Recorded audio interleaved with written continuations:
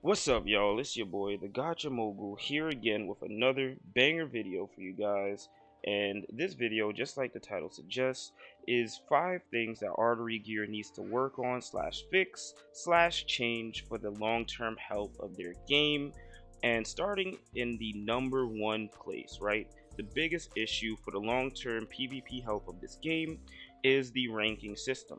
They need to divide the individual buff from the AoE team buff immediately.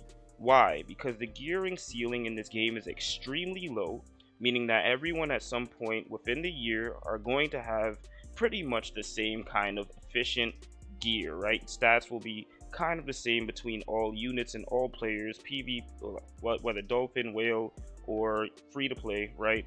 PvP people's gearing will start to even out because the ceiling for getting God roll gears is extremely low, meaning the only difference between units that are the same will not be their gear, but how many dupes that you have. It's already enough that a dupe character can have a single buff to themselves, like Phantom here with a plus 20% attack boost put to himself, but to also give an AoE team buff is outrageous. In PvP specifically, you need to divide these two buffs. It's too stacked, or else this will just make PvP players fall off of the game immediately once they catch wind that they will never be able to bridge the gap between them and whale players. Second, we have the alliance issue here. So the chat in this game is broken. You cannot have a social aspect to this game if people can't even type properly. Look at this. Hello world. For those of you in CS, you guys are very familiar to this. But the fact that text, I can't, and that's another thing. Everything's considered explicit.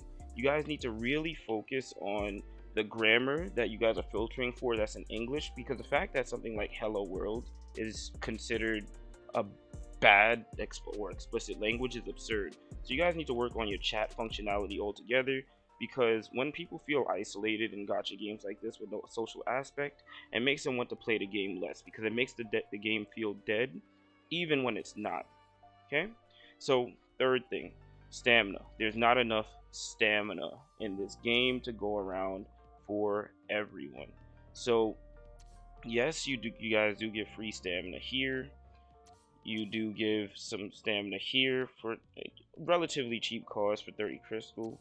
You do have the daily limit for the mutation samples.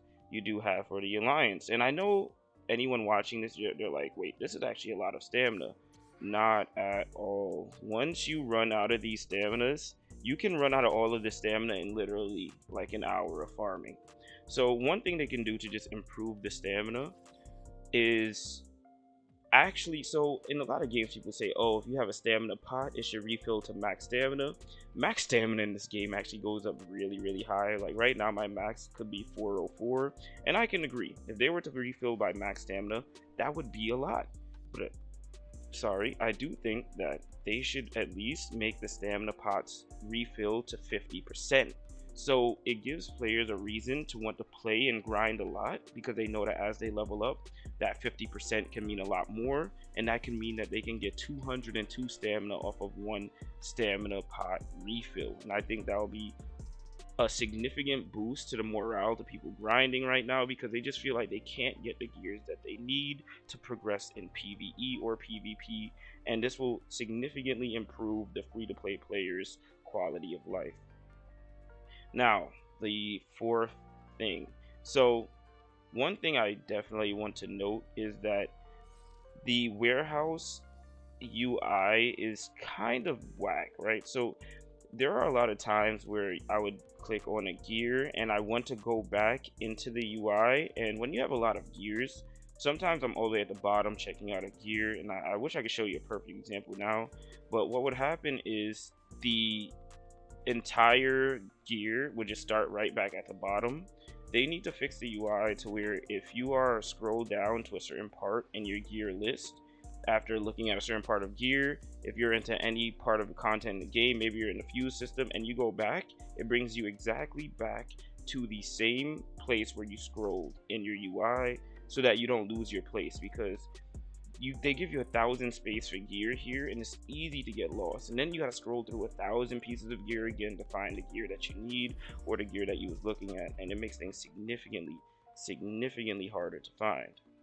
Now, the fifth thing that I want to point out is the, hold on, let me see if I can find it, the upgrade mats. Now, we all know that this game has a serious upgrade mats problem. Now, I'm going to spend a lot more time on this portion. This artificial progression ceiling that you guys have given this game is a serious issue. It makes people not even want to grind. Like, people probably play this game for one day, use up all their stamina, and just don't play again for like the rest of the week, simply because they know they have a bunch of gears that they can't even upgrade with all of these amazing stats, and they just don't know what to do with them because they can't keep feeding gear into other gear as fodder because that's not efficient, and they just have to wait until next week. I think that you guys need to just remove the purchase limit on the gear upgrade materials. I'm sure you guys are making a lot of money through this system because you guys have gated this material so much. So just do yourself a favor, make more money from it, and just remove the limit. It's only $1. I think it's very fairly priced. I think even a free-to-play player would say that this is very fairly priced. Just remove the limit. If someone wants to upgrade all of their gears, give them the ability to. Why would you cap the progression to people's gears where they can't plus 15 their gears, even if they're willing to pay for it? So I think that's like the number one big thing.